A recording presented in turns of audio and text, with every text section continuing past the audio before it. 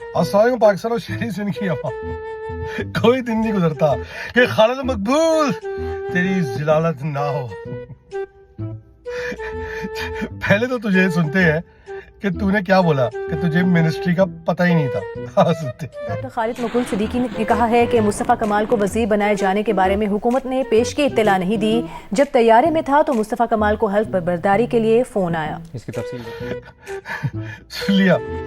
پھر تو نے اپنا ایک بے پیندے کا پیادہ اتارا اور بے پیندے کا پیادہ جو ہے اس نے آ کے پہلے تو یہ بتایا قوم کو کہ تو نے یہ 2 وزارتیں امانتاً اپنے پاس رکھی ہوئی تھی. اتنا بڑا بوجھ خالد مقبول، 2 وزارتیں بھی تیرے پاس تھیں، چیئرمین بھی تو تھا. واہ ارے یار اتنا بڑا بوجھ خالد مقبول ہم دے کیا تیرے پیندے نے کیا بولا. سنتے سپورٹ کرنے کے لیے تیار ہیں لیکن ہمیں وزارتیں نہ دیں، ہم یہ بوجھ لینے کے لیے تیار نہیں ہیں اس وقت. لیکن پی ایم ایل این کی جو تھی وہ خواہش یہ تھی کہ جمہوریت کو مضبوط کرنے کے لیے آپ ایسا نہ کریں، آپ ہمارے ساتھ کابینہ کا حصہ بن جائیں. تو اس وقت 2 وزارتیں تھیں اور اس وقت بھی خالد مقبول بھائی نے 2 الگ الگ نام دیے تھے دونوں وزارتوں کے لیے. لیکن اس وقت کے حالات کے حساب سے خالد بھائی کو دونوں وزارتوں کا حلف اٹھانا پڑا، جو کہ میں نے جیسے پہلے بتایا کہ امانتاً خالد مقبول صدیقی بھائی کے پاس تھیں، جس میں سے ایک مصطفیٰ کمال بھائی کو دے دی. صاحب جو ہیں ان کو اطلاع کر دیں کہ انہوں نے حلف اٹھانا ہے اور اب یہ وزارت ان کے پاس جائے گی آئی ٹی کی یا جو بھی ان کو پورٹ فولیو میں سائنس اینڈ ٹیکنالوجی کی جو وزارت ان کو پورٹ فولیو میں سائنس اینڈ ٹیکنالوجی کی جو وزارت دوبارہ سنتے ہیں.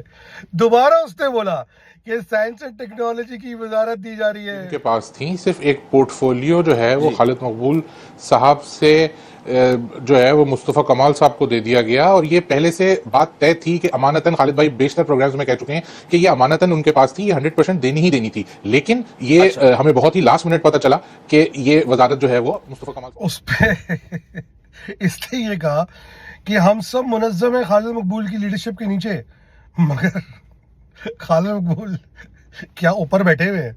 یہ شاید غلط فہمی میں ہے میرا بھائی. سنتے بولا کیا ہے اس نے. ایم کیو پاکستان کو ان کے کنوینر تھے، مرج ہو گیا لیکن چیلنج نہیں ہو پا رہی یہ دونوں پارٹیاں اور بہت ساری چیزیں تو اب پبلکلی بھی کہی جا چکی ہیں. وجہ اس کی کیا ہے اور کیا آپ کو لگتا ہے کہ ایم کیو پاکستان اسی طرح اکٹھی رہ پائے گی؟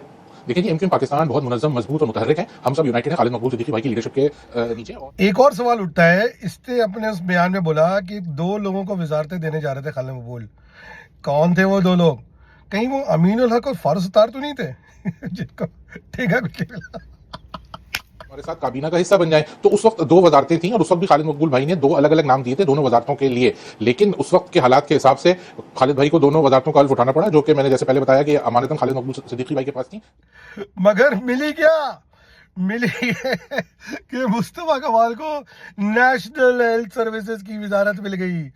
یعنی کہ نہ خالد مقبول کو یہ پتا تھا کہ وزارت مل رہی ہے، نہ اس کو یہ پتا تھا کہ کون سی وزارت مل رہی ہے.